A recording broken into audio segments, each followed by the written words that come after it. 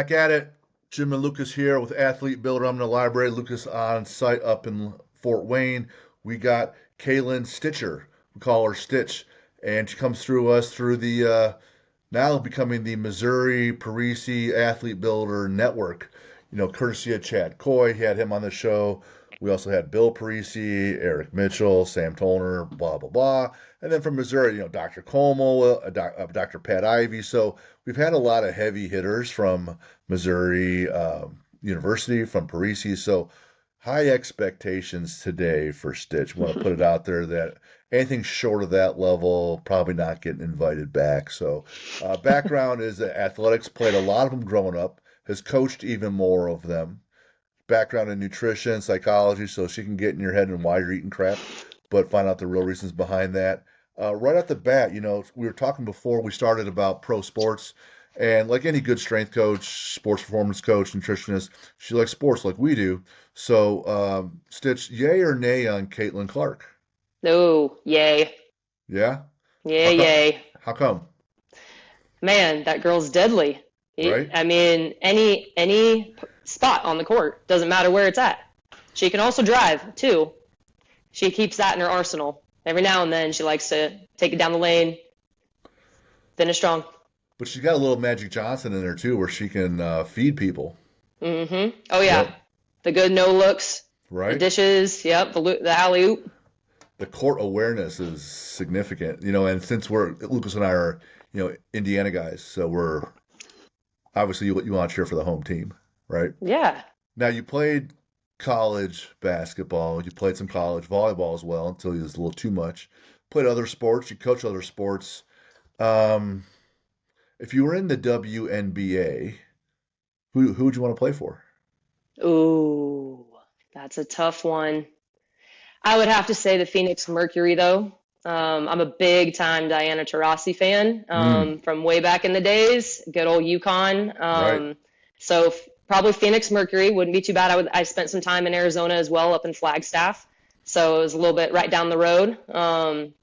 So yeah, wouldn't mind Phoenix Mercury. That'd be a good spot. And then you can have one of the there's two of the following options you have. You can only pick one. Olympic title, women's basketball, or WNBA title, women's basketball. Oh, Olympic. Why? I just think being able to represent your country and to be known as one of the best in the entire country, in the world, is an achievement that not many will ever have the opportunity to get. Gotcha. Yes. I thought about that myself. I'm like, NBA title. Of course, I want to be for Cleveland since I'm from Cleveland, or the Olympics, Yeesh. Hometown, or the whole Olympics. I don't know, man. Being from Cleveland and I win a title for them, I'm gonna be like, and they're making statues of me then. But the Olympics is pretty sweet. If we're football, like or an Olympic title, I'd say that I want to play for the Browns and win a Super Bowl, mostly because it's never going to happen.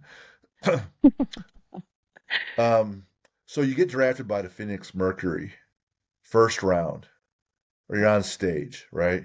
And you're walking out in whatever kind of you you're not quite the 19, 20-year-old kid that gets drafted now. But assuming that you're 20-year-old version of Stitch, what's the song that's going to be playing when you walk out? Ooh. Um, I Look Good by Charlie Boy. All right, That would be what it would be. there it is. Solid. See Lucas already nodding his head. Yeah. Hey. So a little bit about Stitch. Season, what she wrote here, and she's absolutely accurate. Athletic performance coach, plus a sports nutritionist, decades of work. She played for Northern Arizona University. She's affiliated with University of Missouri now. She worked at Baylor, Texas A&M, University of Louisiana. So she's been all around, worked with a lot of folks in a lot of different sports, not just basketball. So football, track and field, baseball, tennis, gymnastics, swimming, etc. Also is the founder of Fuel Performance Nutrition.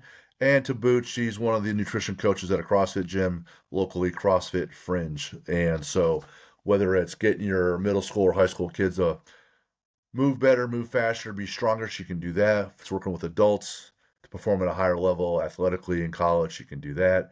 If it's figuring out how to optimize some basic shitty eating habits, she can do that. Or if it's more high end, you want to get more serious about things, maybe you're diabetic or you're postpartum and she wants to dive into things about after bariatric surgery, she can get in there too. Plus, she had a little bit of psychology background to boot, so she can get in your head and find out why you're a whack job like I am. So you roll all that together. She's also with a 𝗬𝗏𝗍 Speed School. You have Kaylin Sticher. So, Stitch, thanks for being on the show today. Yeah, absolutely. Thank you for having me, Jim. It's an honor. Mm.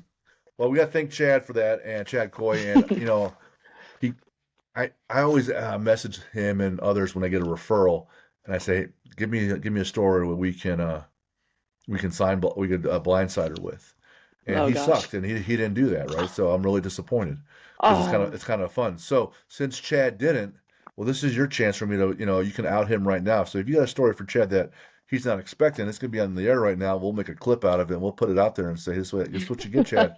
Since I asked you and you didn't help me out, then this is what happens. This is your reward for non-compliance. oh man. I think we should always do like a favorite Chad moment. Those are Okay, always great. let's hear Favorite it. Chad moment. I think he was trying out a wheelchair in the court, making sure it had nice grip. He was going around and coaching up people in a wheelchair, and I was like, oh my gosh, only Chad would be doing this right now, Hmm. yelling in the wheelchair, and the kids were loving it. I mean, the kids were having a heyday. I mean, these are middle school, high school kids that he's had for since they were in Pee-wee, like Pee-wee, and just like growing up through the program. They're like riding on the wheelchair with him doing wheelies, him trying to get through doors. So, I mean, nothing stops him. So that right there is the point. He's had a couple surgeries. We always tell him he's old man coy. But Right? he's quite the legend over here at the 𝗬𝗏𝗍 Speed School, and he doesn't let anything hold him back. So it was that type of moment for the kids. All as it was funny, it was also pretty surreal. So good Chad memories. If you We haven't miss him. If you haven't seen Chad or you're just listening, you try to envision what he looks like, picture the Juggernaut from X-Men series from Marvel that just can run through things. He's not overly tall, maybe 5'9", and he's built like this fire hydrant. And he's my age, he's in his 50s, right? Yeah. And so all traps and shoulders and back and just a tank and just kind of just when he's moving forward on anything, bang, right? Just no stopping it. Yep. Nope. So he's on his way to speak at the Swiss conference with Ken Cannon, I think it is, maybe a year or two ago. And so he's heading from Missouri. He's heading east to where this big conference. He's one of the speakers. He stops off at my gym to get a lift in, and he's got like his some other lifters with him as well. They're going to the conference, going to learn, but also help him out. So they're all legit people doing powerlifting, strongman. There's all strong people. Then there's Chad, who's a tank. And so they're getting this lift session on. It's outside of normal hours with us, so the gym is pretty empty. And then people start to trickle in, and now they're all done lifting. They spent like 3 hours to do like 4 or 5 sets, right? He has all the Tiger Bomb on and all the gear and all the wraps and did all that stuff. And so he keeps working harder. He works up to some heavy stuff. He's moving big weight, moving big weight. And so now it's over with, and they're all kind of shutting down, going to get in the car and take off. Well, he decides he's going to change right there. Now we have restrooms where people can change. He's out, just going to change right here. So he strips down to almost nothing. He's got maybe a pair of like compression shorts on, maybe like that you would see in the pool, at Beijing with Michael Phelps. These tiny little ones, and he's like me. He's like a carpet on his chest and back, like I am. And wearing a sweater of all just huge ripple tank of muscles, and he's just getting changed, just talking to everybody. Walk around almost butt naked in his underwear, just, hey man, I'm Chad Goy, how you doing? Shaking your hand, nice to meet you. Because he's always nice and personable, right? Sure Yeah. is. Oh, always. Well, he didn't care, just almost butt naked. And he just gets changed, and then they all pile in his car, and they take off to the next event where he's speaking the next weekend. So that's a story that I don't know most people have heard from my gym or people from the show that, but love Chad to death. He's been a great mentor, been a great colleague, great friend, and he's an expert in this space. So we're lucky to actually know him. So all in good Yes. fun, Chad. All good. All good. All right. So one of the things I wrote down, we like to talk in advance. Hey, what do you want to talk about? And so this is huge, right? Creating high performance teams that include multiple departments to create systems and protocols that provide the best overall care. That should be like on the back of a, marketing novel. Breaking down silos, she said. So, high performance teams, multiple departments, protocols, and overall care. Talk about a high performance team you guys work with, whether it's middle school or high school, and talk about what things you're doing to break down silos. If you had a big pile of cash and you had your own building set up however you liked, and you staff it however you want, talk about some ways to maximize, working with student athletes, because that's the crux of this show. That's what we do here. Yeah, absolutely. So a lot of the time, I always like to talk about my bloodline, right? So it's like horses, as you know, or I told Jim earlier, I really like horses. So it's kind of like the pedigree, where you come from, who you're mentored by. And I've had the honor of working with some greats in the field, and that comes with the evolution of time as well. Like, times change and you have to adapt and adjust to the times. And honestly, like, we're talking about athletes that they're not only touching the weight room, like they're touching academics, they're touching psychology, they're touching sports nutrition, they're touching potentially therapy, as like physical therapy. They might be, you know, growing a business on the side. Like, you're working with a human, one. And I think a lot of the times is when we're talking about breaking down silos, we are our experts in our field, right? Like, we in the weight room, come to us. But when it comes to anything that might be outside that, there might be overlap, but it's always really good to get a perspective that you may not have, that helps you build the better protocol for the student athlete. So, for example, I work with middle school and high schoolers predominantly now, which is way different than college. College, you pretty much know the teams that are touching them, right? You can go and check in with psychology. You can go check in with athletic trainers. You can go check in with physical therapists. You can go check in with their sport coach. But when it comes to middle school and high school, we're talking, they go to school, they're doing maybe extracurriculars, 3 other sports. And by the time they come and see you, you may be the last part of their day before they go home and eat dinner. There's just a lot of uncontrollable factors, which then you're actually teaching through the kid more so. You want to educate them to allow them to expand in these areas and then try to bring those pieces to you. So for example, I had a kid that, a football player, running back, who broke his ankle. And he was obviously just like any 13, 14-year-old, like, wants to play football, wants to stand out, wants to do a great job for his team, for his family, getting up into the high school. So that big transition from middle school to high school, and wants to stand out. But for me, if I really wanted to, I could be like, oh, I'm going to do this, this, and this. But he was actually working with physical therapy. He was also going to the doctors every month or so for checkups. And the best thing I could do was to take a step back and say, okay, tell me what your doctor was mentioning to you. Tell me where the pain is. What are you doing?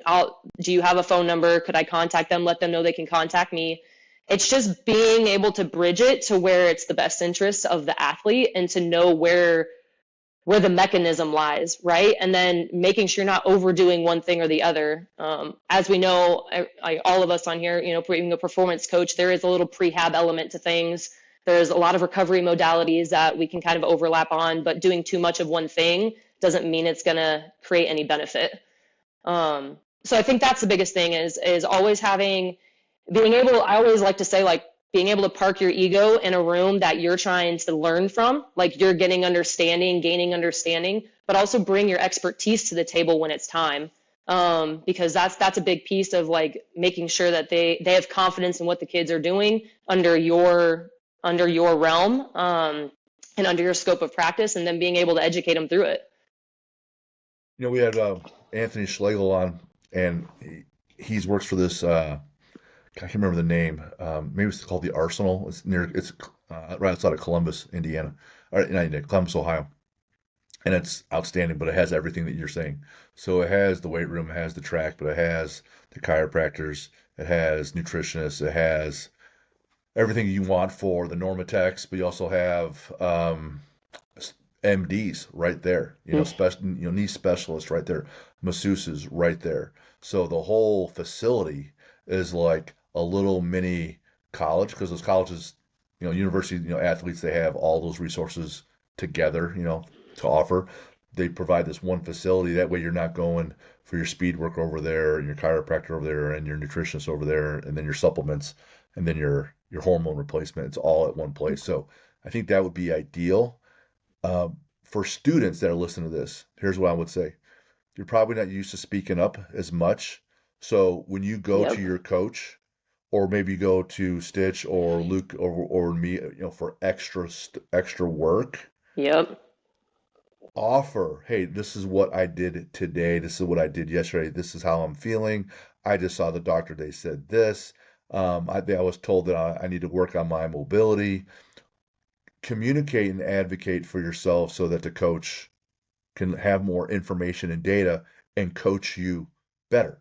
If you're a coach and your kid comes into you, whatever grade he's in or in whatever role, maybe it's from an outside facility, ask, hey, did you train somewhere else last night? Are you training somewhere? Have you been to the doctor? We talked about, you have some problems with your feet. Maybe it's plantar fasciitis. What's going on? So the coach has to constantly ask. So when kids come to me, they already may have trained at the high school. I Yep. gotta ask, hey, what's your plan this week? Are you guys lifting this week? Are you guys not so much? One kid plays sports, but he doesn't go through APC, so he comes to me for all his strength and conditioning. Whereas someone else who already does that, I'm just looking to tweak and augment on the side. But if the coach can ask or the kid can offer, then you got a shot, right? Yep. If you forget to do that, then we're just going forward. And you, like you said, you might squat at school and then squat in the same day, but the kid won't speak up, and then now you're squatting two times in one day. And we're not strong like 𝗀𝗲𝗱𝗀𝗀, so we can't squat twice in a day. You know, we can't do that Bulgarian method all the time like he does. Oh. Oh. But that's really my advice there. If you can bridge that gap, then you got a shot. Luke, you had the same scenario at school, right? You got kids that go to other places to train. What have you found to be helpful? Yeah, so I got a lot of kids that do like their football. It's more sport specific training that they do at these other facilities. It's really kind of hard for me to navigate too because I know that they do some strength and conditioning over there. It's more aerobic based strength and conditioning, you could say. So it really just comes down to communication for me and kind of talking to them. I know which athletes are doing it. I just communicate with them and say, hey, what's going on over there? Hey, you got this going on here. You got your sports specific drills and your wide receiver drills and stuff. So talk to them, see how they feel, and I just kind of modify from there. I try to communicate and say, hey, because I want our teams to be training together at our school. I think every strength coach that works in a school that works with teams and directly with the sport coaches wants their teams together year round, training together. So, that's what we emphasize is making sure you're at least doing the strength work that we do here. We probably do, 80% strength work, 20% speed work. Most of our kids are undersized and they're not very strong. So that's one of the weaknesses we got to focus on. So we spend a lot of time in the weight room and emphasize that it needs to be done at the school. And they've done a really good job with that the past couple of years, getting better. Coaches have gotten better at getting their kids in the weight room and saying this is the priority of your training. All of that needs to be extra. So it's just communication for me. I don't necessarily talk to the other facilities around that.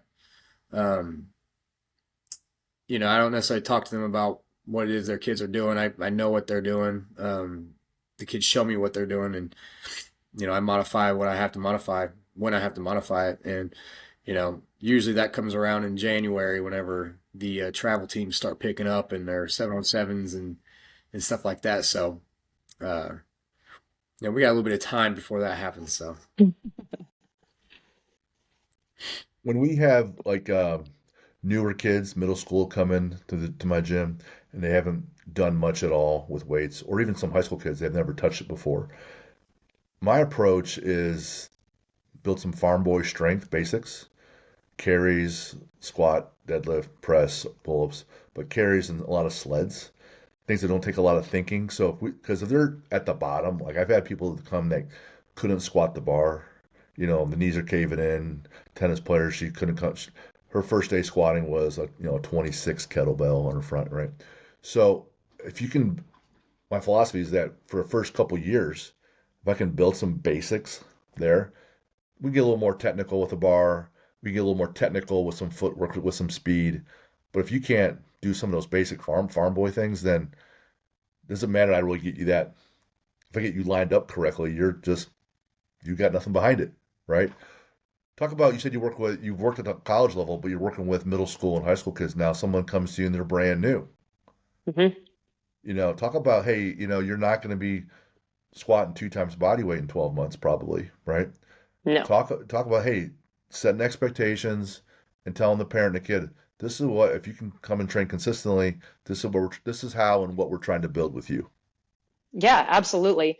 One of my biggest things is most of the time when a kid has not ever entered a weight room, the weight room is overwhelming to them. So like they don't know what to touch. They don't know how to put a collar on a bar. They don't know where they should pull the weight from. They're very hesitant. And so I do a lot of educating of like, from the very basics, if you need me, call for me. There's no stupid question, regardless of what it might be. Or if you feel like it is, like grab my attention, especially if I'm in a group. But most of the time when I have someone that's new, it's me one-on-one with them. But it's just to go through the basics. Like, this is your barbell. These are your dumbbells. Here are your collars. These are always on the bar. We need to make sure we have a spotter, that someone is here by you if we're doing bench, back squat, even especially at the early phases. So you get familiar with it. We clean up our weights when we're done. We leave it better than we find it. There's chalk, like letting them know what chalk is used for if they need it. If they're super sweaty from being nervous, can make things a little bit more difficult. But yeah, I do a lot of the rundown from the very basics from the very beginning. And then we kind of go through like how you conduct yourself too. Just make sure you respect the weight room. There's no spitting on the floor. There's no gum, putting gum. There's no eating, like in the middle of the floor, leaving your food around the weight room. Like basic, if trash is on the floor and I find it, that's not good. It's not good for anybody. Yep. So it's like, pick up your trash, put it in the trash can, like easy things. I like to call them like behavioral things, like things awareness, weight room awareness, allows you to have a better lift. And those that are around you, I also tell them too, like, make sure you don't walk right through a class. Like if there's classes going, like make sure we walk around, be respectful. So we cover those basics, and that's not even to the barbell yet, right? Like Right. that's already like, whoa, there's so much going on, paying attention. But just like you said, basic mechanics, I'm a huge mechanical, I like watching movement, right? We all get familiar with watching movement. Like knees are going in, back's caving, chest is falling, ankles are stiff, but it's going through standard movement. I'm a go-toer for goblet squat. Even like our basic trap bar deadlift is a really good body positioning, being able to use them with some training plates, just getting them in that low position, but keeping it neutral so it's not pulling them forward or pulling them back. Using dumbbells to learn how to stabilize in the first place. Basic running mechanics, like your running mechanics, using wall runs, getting familiar with actually putting force into the ground. Those are all things that we progress, and how I progress them is just like you said, we tackle the basics, the very, very basics, because outside of that, you're actually probably you're taking like 5 steps backwards, right? And then you could actually be creating more problems than, building strength or building speed. So learning how to push force in the ground. A lot of the times too, I don't start with Olympic movements. I'll do basic, like if we're learning how to vertical jump, it'll be plyometrics, like learning how to land, learning how to do low level plyos, learning how to do some dumbbell squat jumps, like things that actually provide a little bit of weight without your arms, like being able to push through the ground. Things like that really show them how to produce force. And then they progress, after a couple of years, to start doing some pulls. We got our basic pulls. First, you have your shrug, your high pulls. You can do those with dumbbells as well. Just teaching them those small little nooks and crannies, because we also want to keep them interested, right? I always like to call it like, be creative with your programming, but keep the same principle. Is that make it look different, but it still has the same application. So it keeps them, not bored. They want to compete, get them in places where they can compete safely. and then create that ownership too on education while they're training. So definitely a huge fan of back to the basics and building that strong foundation, because that's the core principle for any and all lifts. That's really the kind of the principle for almost anything. Like I've been to symphonies and people are warming up with just doing basic scales, right? Yeah. It's doing the basics so well. And going over time and again, just a regular squat. Like Vince Lombardi started every football season after having won titles with, "This is a football." That's his opening sentence to camp. "This is a football." And he goes over to the basics of how to do everything. What makes it one of the ways we mess with the kids unintentionally, we have pound plates at the gym and we also have kilo plates. So I tell them to grab the 25s and you're like, "Man, this just feels pretty heavy. That's red, that's 25 kilos." And then it's like, oh man. Sometimes they don't even know what the restroom is. And I'm like, oh boy. Okay. So I'll ask, "Hey, what's the most common injury we find here at the gym with our student athletes?" And they'll probably say, "My back, this and that." I said, "Usually it's how you put your plates back and you kind of smash your finger." And they go, "Really?" I go, "Happens all the time. You're not paying attention." So everything that you and I take for granted is like a little nuance that it's decades to cram all that information into them. You talk about being overwhelmed. People are looking at me. How am I performing? Am I doing this right, coach? Do I look silly next to other kids? Is this? And then it's like, is this weak? Is it not weak? There's so much, psychology going on there, and I got to be like, "Kid, just follow me. I got you. Take a deep breath. Yep. We're gonna have a good time today. We're gonna have a good time today. We're gonna get a little bit better today. Have a good time." Yep, absolutely. So I see here your resume, Missouri, Texas A&M, big programs. And let's say you're at Alabama and you're with Coach Saban. It's hard to get that A program to any level, but he has them at this elite championship level. So now the real challenge is, can you move it at the margins, right? But the standard's already pretty high. No one's late to practice, right? No one's skipping team meet. You're starting with younger kids now, travel athletes. They're not at the Nick Saban level, right? But you gotta like build this culture of accountability before they can even be all in mentally. Talk about how you build a culture from brand new kids, because every year there's turnover. Like kids move on, kids graduate, kids leave, right? Talk about building that accountability. And I want to hear from Lucas, because he had to do it in an inner city school where they had no program before. Like day one had less than 50 kids show up all day. Now he sees hundreds daily, right? So talk about building some accountability and those things culturally with young student athletes, and then we'll hear from Lucas too. Okay, yeah. So I think it comes down to like your core principles from a coaching perspective, right? So like, for us, a lot of the times it's enthusiasm, effort, ownership. I'm a big on ownership. Being able to like your work hard mentality, but also work smart. So it kind of, and this is different everywhere you go.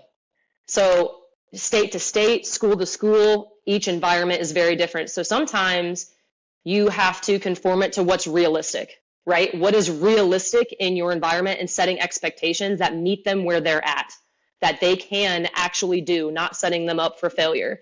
So like for me, I'm just going to use like as an example, like there's a standard that every person that I train knows what to do from when they walk into the weight room. They go foam roll, they get their band work done, they hop on the bike. So like they have ownership in their warm up. That means they're connecting. I check in with them. I do checkpoints. Hey, how was school? What have you eaten today? How much have you hydrated? How was your sleep? Not completely bombarding them with questions. It's different in a college environment. You only have a certain set of time, right? When they're in the weight room, it is fire. These expectations are already there. The expectations that you've created, again, different everywhere you go, but there's certain sound principles, like everyone can bring some effort. Everyone can bring some enthusiasm. Helping each teammate, like building up your teammates, not bringing them down. Like sometimes you use acronyms. I've used different acronyms every place that I've been. So I'd like to say that it's been slightly different everywhere, but the standard of expectations of just like your basics of ownership, enthusiasm, Sometimes leadership is in there, but that's something that isn't just born. It's something that you instill and you provide intrinsic motivation or you help them learn intrinsic motivation. Accountability, coachability, effort. Those are all things that could be standard. But then it's kind of how what you build your program from there. So setting the cultural expectations of what you want and then holding them to it. There's nothing worse than you changing it every day, having, no follow-up. If something isn't right and it's not hitting the culture, like the cultural standards, call it out.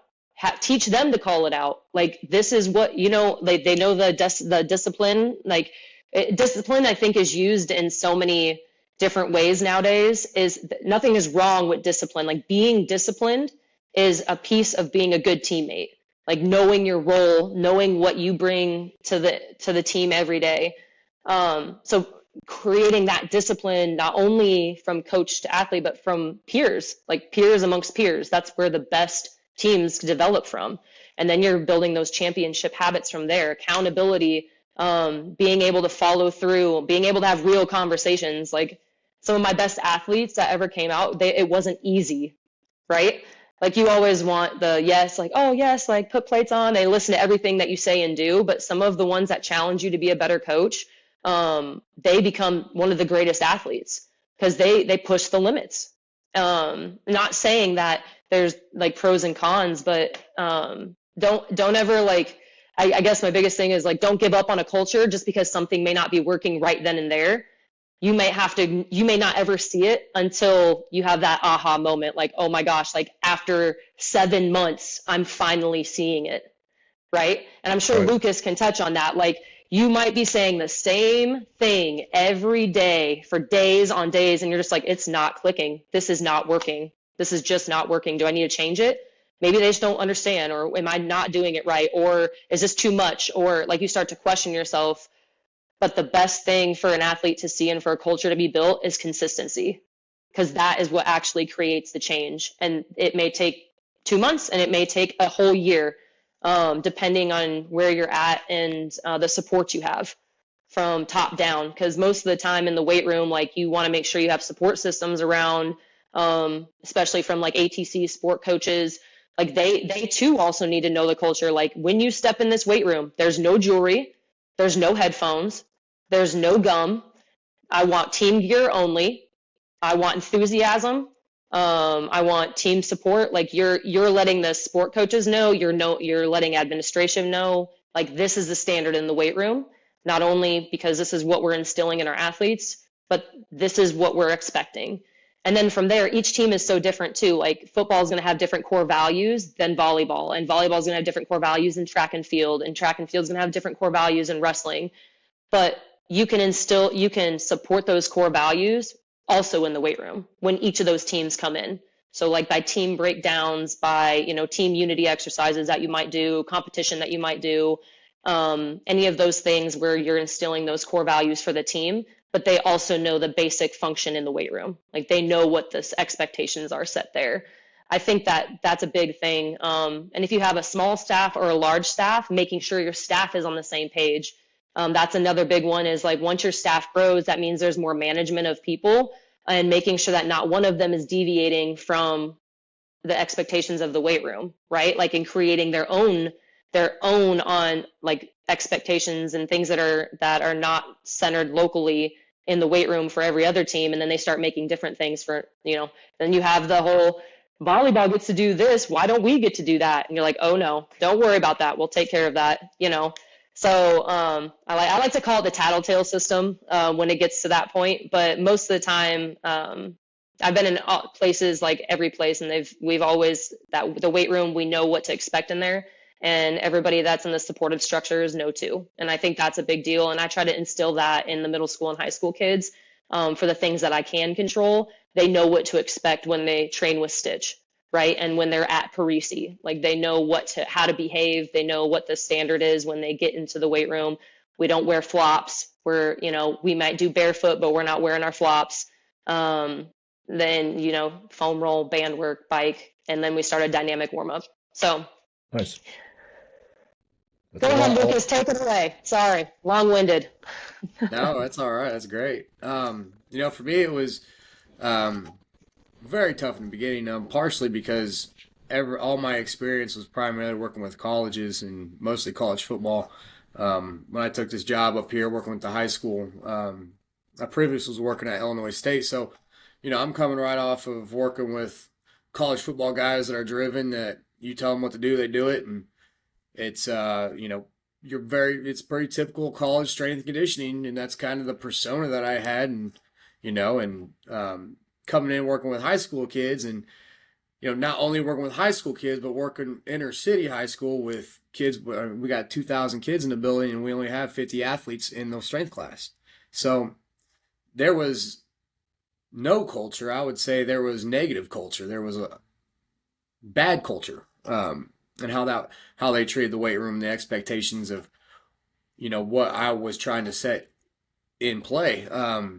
For me, when I first got there, I learned really, really quick that I was going to have to adapt, and quite honestly change who I was as a coach in order to get what I needed out of them, or to get any kind of compliance at all. I've never in my life had kids just cuss me out because they didn't want to do a warm up before. And that was really new to me. So I really had to adapt. I came in with, hyper structured. We're going to do this to the T, this and this. And I was shocked that I couldn't get any kid to line up behind the line, because quite frankly, they just thought it was bullshit. And it took a while for me to get used to that. I had to change who I was. I kind of had to realize where I was at and take a step back. And you nailed it on the head when you talked about expectations. My expectations were so high because of where I've previously worked and what I've done. I had to lower my expectations just a little bit above maybe where they were at, or even put it to where they're at, just so I could bump them up. And then, hey, this is our new baseline. Bump them up. This is our new baseline. Hey, we can actually come in here and complete a warm up without anybody crashing out, So it was, can I get the kids out and dressed on time? Can I get them wearing shoes? Can I get them in their warm up lines? Can we get through the warm up lines? Can I get them into the weight room? And once I got to a point of where I could start instructing and teaching workouts and teaching movements and stuff like that, I had to take a step back, because our kids didn't necessarily, you had to earn their trust. You had to earn, you just didn't get their trust and respect because you're the new strength coach. And, in a position where I was, I'm the new guy. I'm a minority in where I work. They didn't care who I was, where I was from, and what I did. So I had to earn their trust and earn their respect, get to know them on a level that I didn't think. Like, I had to know who they were, where they come from, what are the struggles that they had to go through, because they're completely different than what I grew up with. So I had to understand that before I could really start to build a program. So it took a year, it took 2 years to really get any kind of foundation set, because I had to dig us out of a hole. And part of that was adapting and understanding who I was as a coach. And I had to be that kind of coach that they needed at the time. As we kept getting better and better each year, we've just gotten more kids involved, better each year. Then I could start implementing the expectations and standards that I want them to understand when they come in the weight room. This is what you're going to do. This is what the expectation is. This is how you dress. This is how you operate. This is how you leave the locker room when you leave strength and conditioning. This is, you put the bars back, everything. You pretty much hit everything on the dot with all that. But my path to get there was completely different, because I had to change my way of thinking. I had to change my entire approach to even get to zero. And as it's gotten better and better each year, getting more coaches involved, getting administration involved, trying to build a little bit of unity, because where I was at, there was no school spirit. There was no unity. Every team was its own thing. Every coach had their own identity. There was no identity in the athletic department. There wasn't no schools. The kids weren't going and supporting other programs and doing all this stuff. They weren't doing, what a typical high school would be doing, that maybe Jim went to, or I went to, or whatever. They didn't have that. So in order to create that, we've use the weight room. Is my screen super bright? Sometimes. You're like glowing from the heavens. Okay. But what I've been using the weight room as a tool to create unity amongst our athletic department and our athletic program, saying, hey, look, this is the standard expectation, and this is kind of a sports culture. When you walk in this weight room, we got football players in here, we got basketball players, girls flag, volleyball, we got it all. So this is kind of how we need to operate as Northside, as athletes, and this is how we're going to treat this weight room. And then, for me, I would expect you to do the same thing. Maybe my expectations aren't the same as your sport coach, but when you come in here, there's a standard and there's a way we're going to do things. Because one, if we can't operate at this level, then it's a safety hazard and liability. And I'm telling you right now, my first year, I was freaking out left and right that some kid was going to get hurt. I couldn't teach back squats for 6 months because I couldn't trust him. Right. So I had to take a step back and say, hey, we're going to do this we're going to do goblet squats. We're going to do lunges, or we're going to teach I had to learn how to teach the basics, and I had to learn how to teach the basics to kids that's never been in the weight room. I'm talking 100 kids that's never trained before. So that made me a better coach because I had to really, really teach, as opposed to, hey, this is how you do an RDL, watch me do it, and now they know how to do it. I had to get kids to feel positions and understand positions and rep it over and over and over and over for them to get it.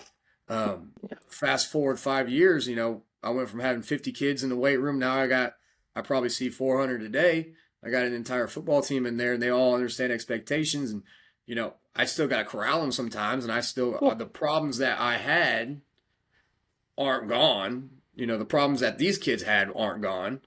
It's just now we've been able to coach kids through these things, and help them navigate how to be a young adult. So, and it took a lot of help too. It took coaches buying in. It took administration buying in. And it came down to being consistent every day. I would harp on things every single day, and they like to say I'm gassing it all the time. Oh, coach is gassing it again. Coach is gassing it because I found gum again. Now he's gassing it. He's gassing it because I ain't got a spotter, but I can lift this weight. Well, it's, just like what we're going through now with some of our freshmen right now. I'm not letting kids go up weight or add any weight until I see them practicing spotting, practicing good technique. And quite frankly, that's just, we're too far along now that I can't go backwards and allow this stuff to happen. Right. So, we are able to create the culture, create the expectation, and now we can really stick to our guns and hold true to it. But it took some time to get there, and it took a lot of pain, a little bit, a lot of loss of hair. To be honest with you, but we're getting there, and we get better. We've gotten better every single year I've been there, and in a school like I work at, it's, I get a brand new group of kids. My group last year, from all my classes, my first through seventh period is not the same from this group of kids in strength and conditioning. We've worked really, really hard to get kids consistent in there, taking the class year after year, and we've gotten better at that. We keep getting more and more athletes. This year is different from last year because I got a lot of new athletes that's never been in there. A lot of new kids from different teams that's never took strength and conditioning. I got 20 more soccer players than I did last year in the strength class. So, I got to teach them how to lift. And now I got a mix of kids that haven't lifted, kids that's been lifting for 2-3 years. So, that's always the deal. That's the deal. Yeah. I think one of my favorite is they don't care about how much you know until they know how much you care. That concept of you may say the same thing over and over, but you're paying attention. And I think like for a lot of kids, like that's always something is that they know. I've always said like, you should be more nervous when I stop coaching you. Yeah. Like when I stop coaching you, that's when like, I don't care to watch you anymore. I've been trying to help you. I've been trying to, push you to be better than what you think you can be. So I think a lot of that concept, and then like what you were saying, that mix of brand new and like almost vetted, that's such a hard mix too, because I mean, shit can happen in like a 2 seconds. Like in college, I never had that. When I came to 𝗂𝗏𝗃, like I had this like, kids group, and it was all ages. Like it was from like, I had like 11-year-old all the way to like a 22-year-old in a group. And, I was, coaching, everybody was looking good, and then I have someone's touching the bar. Don't touch that. No, stop touching that. Nate, don't, no, put that down. And then you're like turning and looking head on a swivel. Someone's hanging off the pull-up bar, the band's stuck on their foot. And you're like, oh my gosh, like how, like at college, and you don't have to worry about that because their cognitive development is there, right? Like when you give them instruction, they're pretty good at following instruction unless, they just didn't pay attention. But most people, bring them up to speed. But things happen so fast. And with that mix, so the system I use is like, if I have a new kid jumping in a training session, and this is where I also like to build leadership still, even in the setting that I'm in now, is what did as I will always say, like, show him what I just showed you. Yeah. Can you walk him through that? Okay. Yep. And then all of a sudden they're actually feeling what it's like to, one, be in your shoes, but also you have an extra coach kind of on the floor that's able to help, navigate. You have a leadership, you have some type of like, they're instilling a teamwork, some type of behavior where, oh, okay, well, I can help. They feel empowered because you're giving them opportunity, which that's what you want. Like, I want a session to run when I'm not there. Like I should be able to walk out of the session and everything be ran as if I was there. Yeah. And so that's kind of where, I want them to feel empowered. I want them to feel like they have ownership in what they're doing, because that's the best training effect, right? You don't want robots. You want them thinking and feeling and moving. And, what's the difference between moving a bar slow and moving a bar fast? What is the difference between ground contact on the floor and, sprinting? Like, can you feel the difference? So I think, like you said, like that mix, I always like to, tell someone, hey, take them through what I just took you through. Can you do that? And then they're like, yeah, I got you, Stich. And then, if they forget something, they're like, oops, I forgot to tell them how to put collars on the bar. Like, it's okay. We're good. You got him to the bar. You spotted him. You taught him how to spot. We're in a good place. So, and that's kind of like an aha moment for them too, when a coach actually like trusts them to help someone else out, or like you're giving them responsibility in the weight room, which I think is a huge transfer to sport in general. It allows them to feel like they have ownership on the court or field or track, and they have a way to like voice it. That's one thing I did, that we're seeing a lot more too. And ever since, I kind of set our groups up into, hey, this is our veteran group and this is our newcomer group. And that's one thing when I talk to the group, everybody together, I tell my older kids, hey, I'm expecting you to help these younger guys out. These younger kids, take them under the wing. Show, if you see something, help them with it. If you help them with it, if you think they need to, even if you think they need to lighten the weight, tell them to lighten the weight. Maybe they're not doing something right. Don't be afraid to correct them. And then it's telling the newcomers, hey, if these older kids are telling you to do something, listen to them. Listen. Right. Yep. So it's also not necessarily, hey, be good teachers, but also respect these other kids that have gone through the process. We see that a lot now. One thing I do also is, I'll put us in our warm-up lines, or sometimes we do station warm-ups where, everybody's got this row of racks and we just do warm-ups at the racks, right? Say we're doing lunges, or air squats is a good one. I'll pick one kid, hey, take command of the group, and they'll down, up, one. They'll control the count, they'll control the cadence, control the group. And sometimes they'll be quiet about it. Sometimes they'll be, they'll kind of let things slide a little bit. I'm like, hey man, take control of command them to do what you want them to do. And they're like, well, what do you mean? Just like, tell them, like, tell them what to do and they'll do it. Hopefully, for the most part, command the group, control the group, and then we'll do another exercise. Hey, you control the group this time. You control the group this time. You be the leader. So giving everybody an opportunity to be a leader, and practice that. You can practice being leaders, and that's one thing I think that a lot of coaches may not understand or expect or see or actively work on it is put your kids in a position to actually lead somebody, put them in a position to control what is happening. And it goes back to what you said, giving ownership of the workout, ownership of the warm-up, ownership of what it is that we're doing that day.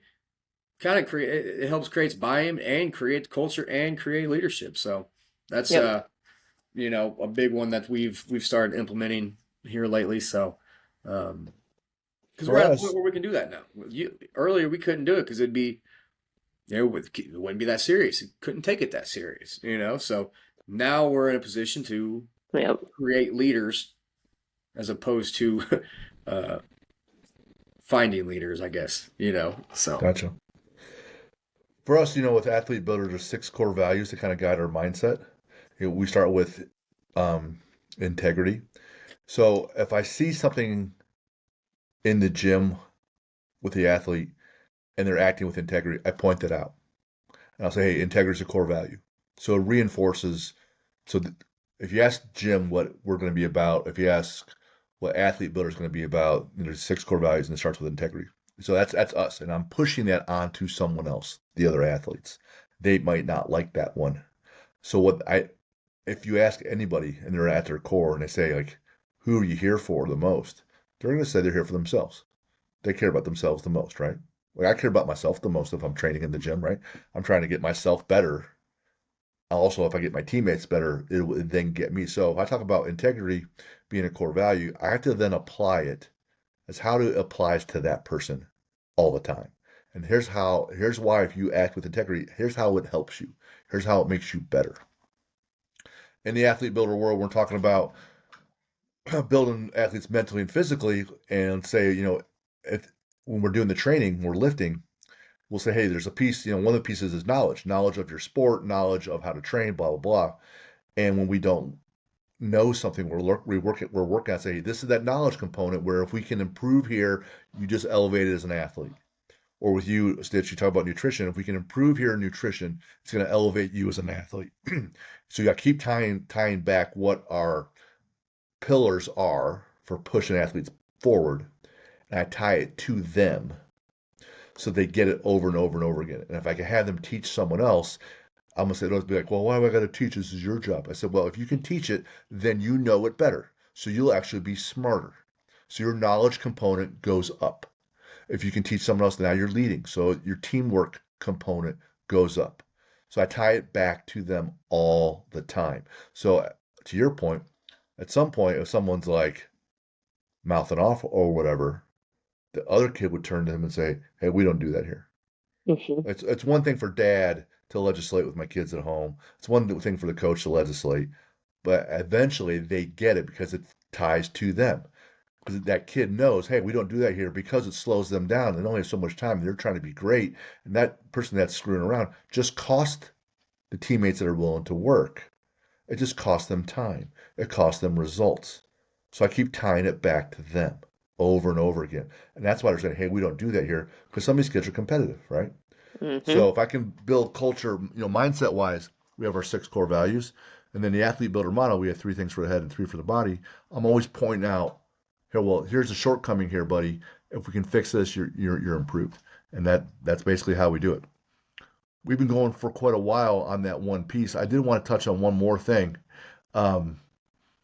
It's not just, you know, lifting and eating well. In a lot of sports now, more than back in the day, because now you even have girls playing flag football, but in lacrosse, but in soccer, there's tons of concussions. And not for nothing, we had Dr. Como on. She's kind of hard shoes to follow, and when this is the lady that advises the NFL, right? But there's some things you can do to, you know, prepare for things, just awareness. Even just being more rested gives your reaction time to be better, so you'll be in the better position, so you're a little less likely to have a bad collision.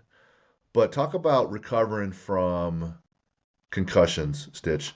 And Luke, let's hear your thoughts on it as well, because you played a contact sport at running back, right? And I've seen him run with his head down, right through people and around. But you know, let's just get through this, and let's not spend an hour doing it, but let's get through it. And just I want to make sure that we cover this, because this is an important topic, and you guys are pretty good at what you do. Yeah, no, absolutely. I think the biggest thing is you can be like proactive in taking care of your brain, like taking omegas, omega 3s, taking creatine, doing neck work. And I know Lucas and I were going to touch on that is just like, what ways can you, prevent, maybe not just like proactively take care of your brain health. The other big piece is a lot of kids will not report headaches. They won't report dizziness because they know it's going to affect playing time. So they'll say, nah, I'm good. Like it'll be fine, but they'll have headaches for months and not tell anybody. Well, that's a big piece of recovery is being able to tell someone like, hey, I have headaches and I don't know, they've been lasting a while. Okay, go get evaluated because the earlier that you can get evaluated, okay, which is what I'm in the role now is a schedule appointment, you go and see a neurologist, and then there's return to play protocols. There's way to make sure that you're returning safely back to your sport instead of jeopardizing your brain. And that can be jeopardizing reaction time. That could be, I mean, it's serious. It's something that you don't see, but there's things that happen that you can't explain.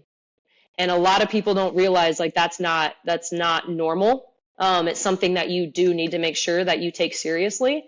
And that's something that we're building up here at the University Hospital is because the concussion program is important and we want to push getting early care, seeing someone right away. It won't affect playing time if we can get it evaluated, get the right steps, whether that's getting creatine, it might be a headache medication of some sort. You may be doing some more neck work with your strength coach, more shrugs, more building up the traps, upper back, things that can support the neck structure. Sleeping, making sure they're actually sleeping, eating. That's another thing. All of these areas concussion touch because your brain touches all of them. Your brain is your center for sleep. It's your appetite control. It's your cortisol. It's all of these. And so that can all be destroyed by one impact in the head and then letting it linger. Your recovery can actually take longer and you can have more long-term effects versus get evaluated, take the proper steps, and then try to get implemented into your return to play as quickly and as safely as possible. Okay. Nice. What do you think, Luke? Yeah, so it's funny because in high school I used to get headaches all the time playing football. Nothing that lingered on, or I'd have a tough game and I'd have a headache for a little bit, and never thought anything of it. Never thought to go talk to the trainer about it. It wasn't until college where I didn't get hit very hard any particular time that I can remember where I was like, man, I got a concussion. But it was one day at practice where I couldn't see out of my right side of my eye. I couldn't see anything at all. It was like gray, it was fuzzy, and I saw like rainbow stripes cutting through my vision. So I couldn't look at couldn't focus on anything, couldn't see anything near, and it wasn't any big hits. I think it was just a accumulation of a lot of hits over and over and over.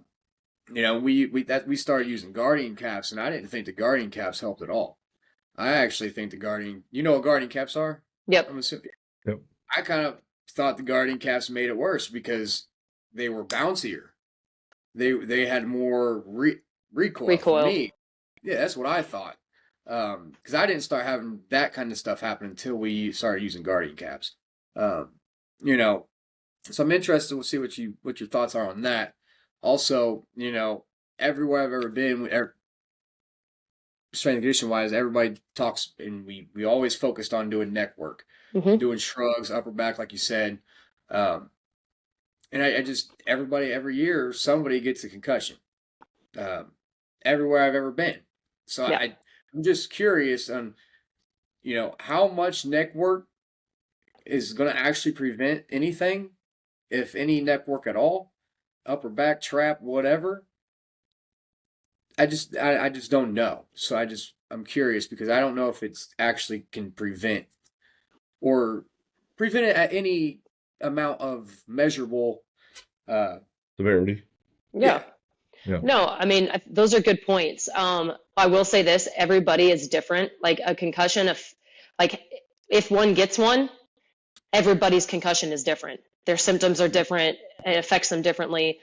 Neck work, there is research there, and doing it, if I had football players coming in 3 days a week, they'd do neck work every day, but all in different planes. So I think a big piece of it is range of motion of the neck, like just keeping the range of motion of the neck, not getting to where it's just like you don't want your athletes to be too stiff or too mobile, right? You want to find that tweener balance, because at either end of the spectrum increases their risk of injury. So I think the biggest thing, and this is just personal opinion with, a little bit of research backing, is yes, there is research that supports neck strength decreases chances of concussion. Does it eliminate it? No. Depends on the hit, depends on the angle, depends on the kid, depends on body weight, depends on body composition. I mean, there's so many things. Did they sleep? There's so many factors that, could affect if they get one or not. But the supporting structure of the neck, absolutely, like them being able to brace a force, them being able to, if they are getting hit by the side, that they can actually, that neck strength keeps them aligned. It's just like any other muscle in the body that we train. And I mean, even in sports, like, how you can learn, you get taught how to take a hit. So like in basketball for us, it was how do you take a charge without your neck hitting the ground, like your back of your head hitting the court? Well, you tuck your chin, you brace the charge, like you're getting taught it. So on top of, we didn't do neck work in basketball, but that was something that made us stronger, because it was something that we knew, like if we hit our head on the court, like that's a higher risk of concussion, right? And it's not going to feel good. So it's yes to strengthening. Usually the kids that come in that play football that I train, we do an iso neck, we do an eccentric neck, we do your basic four-way, we do quadruped neck, we do lying neck, we do all different styles of neck to help with the structure of like whether they're standing, whether, they took a hit while they were on their knees and they collapsed, just giving them the ability to understand, like, my neck does move this way because sometimes you don't know which way your neck can move until you find out the hard way. But putting them in those ranges of motion allows them to feel like, oh, okay, like I see what we're getting at, like rotating and, bracing core, using core work too with the neck. So yes, long answer, 100% would definitely do neck, just, all planes, there is research backing. Now, I'm not going to guarantee that's going to eliminate all concussions. You're still probably going to have one or two. And I think that also is the training status of the athlete, nutrition, and then just honestly, their ability, like they're training in sport too. Like if they've only played the sport for 5 years compared to you have a vet that's played it for 12. Those are all different things that are out of your control when it comes to, concussions. Cause like I said, it affects everybody differently. I think there's a couple basic principles, like 𝗬𝗎 would say, no weaknesses anywhere. So might as well train my neck and back, right? Yep. Even Chad Coy, whose ears go right to his shoulders, okay, or Joe Ken, and they played football, right? If you hit him with someone who's running a 4.4, and the guy's he's 12 yards in, he's pretty close to top end speed, right? And you get hit in the head, like, it doesn't matter that you're that strong, you're still going to get hurt, right? A little bit. I come back to a lot of your reaction time will put your head in a better spot. Like if I'm exhausted and I'm driving home, and someone cuts me off, I'm slow to react. If I'm exhausted and it's Friday night and I got problems at home, parents are screaming at me, and I got problems with my girlfriend, and I'm stressed out, and I haven't slept well, and it's finals week, but I got this game Friday night and I'm tired, right? And sometimes you got to drive to that game first, Yep. So then, hey, reaction time's a little slower. You're not in the position you thought you were going to be in that moment. You take a hit because you're tired and fatigued. So everything matters there, and at the higher levels, it matters more. One of my old colleagues back in the day when I was in the financial world, this guy named Phil, he played for Notre Dame, and he was the walk-on quarterback for options, but he also played some DB, and so bit undersized but very fast. And so this is way back in the day, Urban Meyer is actually the DB coach at Notre Dame, and Phil's playing for him. And there's a running play, and the guard is pulling around the end, and the running back's right behind the guard. And Phil, the D is a DB, sheds the wide receiver as the blocker. So now he has to take on the guard and try to get to the running back. So here comes 300 pounds of I'm gonna kill you, right? Running full speed at 180-pound Phil, right? Phil gets hit so hard when he's falling backwards, his feet leave the ground, his legs are horizontal with the ground, his arms are horizontal with the ground, and he's just floating through the air because the guy hit him right underneath his pads. So you take all his speed with a 500 bench all at once and launch poor Phil. Phil lands on his back and his head bounces, and when he gets up, like Luke said, he couldn't see. His one eye was looking straight, and the other eye looking off in a different direction, like not even lined up, right? So he's like freaked out, and Urban comes over to him and takes a look at him. He looks at him, and he goes over and grabs another big guy and tells him what to do. And the other guy comes over to Phil, grabs by the face mask and headbutts him on the side where the eye was looking to move the eye back to where it needed to go. And it worked. And it worked. So he got an extra headbutt just to realign his eye. And then he's like, all right, go see a trainer, you know? And so I don't know. Phil probably killed me for telling that story, but he did, man. And I was like, oh, wow. As, you know. Oh, well. Dislocated eyeball. You're a walk-on and you're an asset, so we need to get this fixed. And that's how we do it. I know I want to be respectful of your time. I know you're busy. You're coaching tons of people. And so just want to just wrap up a couple other things. First, thanks for being on. These rapid-fire questions, I think we're going to be changing these after we pass episode 100 because we'll be at the century mark, and we're in the 90s right now. We're going to keep a whole bunch of these. But, you know, real quick, one-line answers when you're training, and it's a heavy lift. It's a 1 rep max back squat or 3 or something, you know, that's going to crush your soul. What are you listening to? I like your hype. Like, we're talking Travis Scott. There's a couple hype songs there that get me right. Meek Mill will get me right. There's a little bit of I like to, and this might come from my basketball background, but anything that can get you in that dance mode, like, but in a hype way. I know there's like dance where it's like goofy, but like dance when it's hype, like swag dancing, like swag hype is what I would say. I'm like, I look good by Charlie Boy. Like that stuff would get me, that would get me right. All right. Luke, how about you? 1 rep max back squat. Let's get all wrecked. Let's go. You're on mute, buddy. Uh-oh. I Stand Alone, Godsmack. All right. Okay.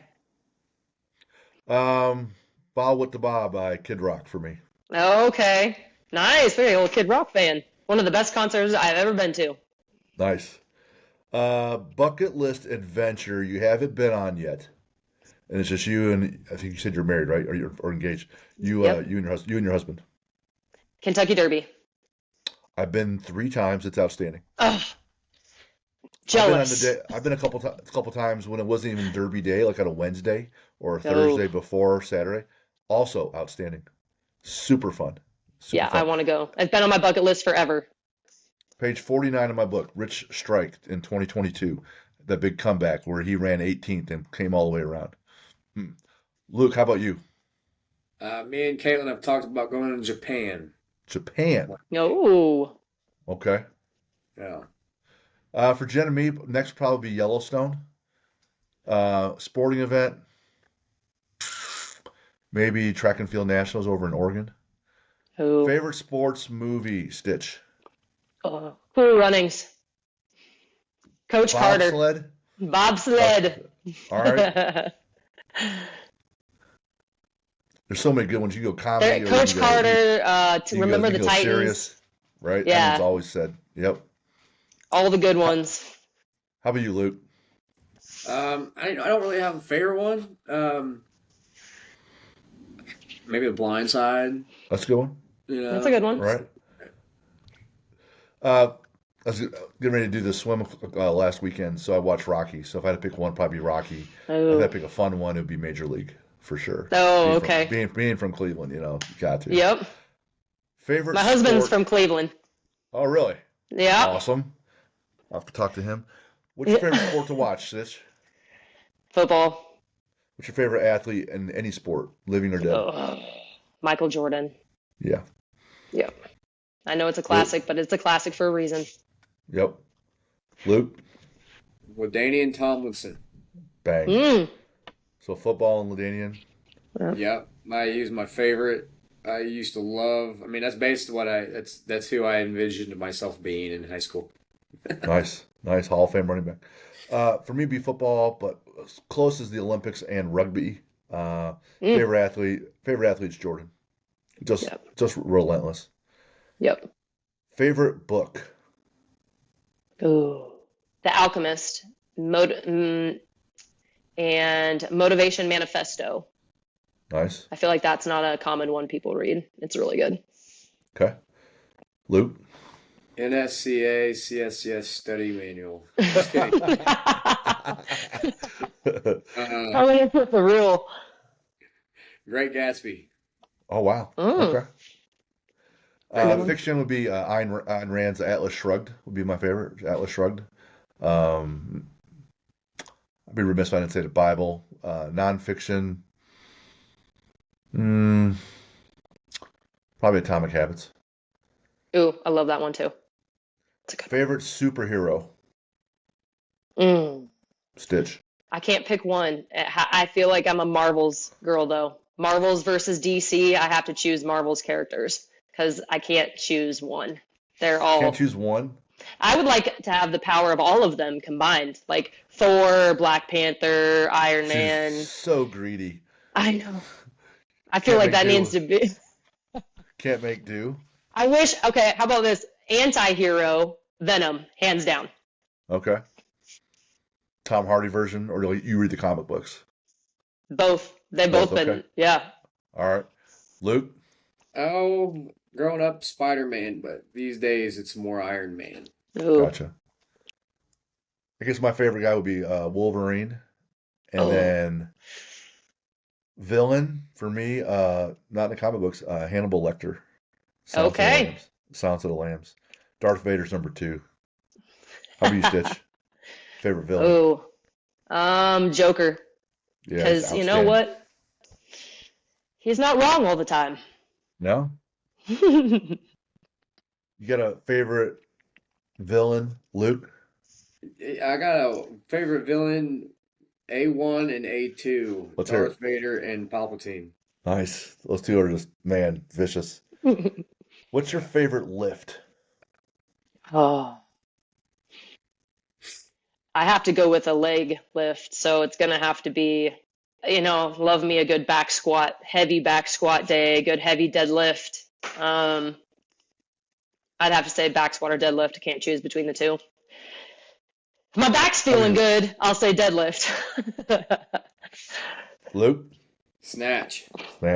Oh, rough. So technical. Yes. I wish that could be my favorite lift. I do not. I do not. I do not. Nah. So cool. It is cool. It is Very cool. Yeah, very cool. It's very cool. For me, it'd be back squat because I think that makes me the most nervous. Atlas Stones would be number 2. Ooh. And then good one. 3 would be sled push. Because it's more than just a lift. It's multiple steps and it's just pain. Mm-hmm. Got a good quote because there's so many good ones. Be the change you wish to see in the world. Gandhi. Luke? Mine is not inspirational cool at all. It's Just Dig It by Joe Dirt. Dig it, bro. Dig it. What's wrong with I that? dig it. Most coaches, most like people they got a really awesome quote and I just dig it, One James, be thankful for the struggle, for it creates perseverance. That's what I'm saying. That I just don't have one like that. I just got Just Dig It. That's all right. It's okay. What's wrong with dig it? Yeah. Stitch, where can people find you? Well, I'm in Columbia, Missouri, and I am at 𝗶𝗶𝗶𝗀𝗀 Speed School, which is at the Missouri Athletic Center. I'm also at MU Healthcare, so you'll be able to pull me up on the MU website there for the concussion program coordinator. And I also own my own sports nutrition company, which is Fuel Performance Nutrition, so you can find me there. But most of the time, if you need to hit me up, you could probably look up on Instagram at 𝗀𝗱𝗃 or under my Fuel Performance Nutrition. I don't do too much social media, so a good old email or using any of my emails that are out there right now is probably the best way, and then we can go from there. Gotcha. For those who want to get a hold of us, athlete-builder.com, and email us, info@athlete-builder.com. We're on all the social media sites. And shout out to our listening audience. If you have some ideas for our rapid fire questions at the end of our episodes, send them this way. We're taking on some new ideas. We're going to keep a bunch of these old ones, but we might evolve it a little bit, take it in a different direction. It might be what's your favorite food or something like that. But you got something like that, help contribute to the show. We want to hear from it, but also send us your questions. Keep those coming in for us and for our guests. So, Stich, great having you on. Had a great time. I'm glad it finally happened. Yes. Learned a lot today. Nice choice on picking a Cleveland guy. You're obviously going to be well suited and well taken care of for the rest of your life.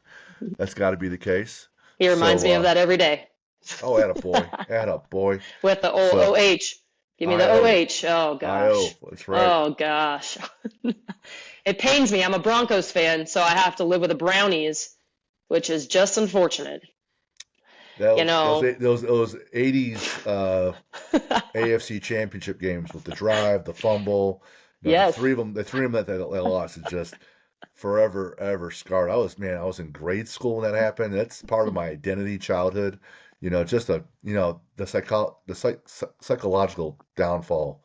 Just all those kids of that generation. Thanks to John Elway being outstanding. So, great having you on. Thanks for all the help today, Stich. Thank you guys. You guys are awesome. Appreciate it. We'll see you. Bye.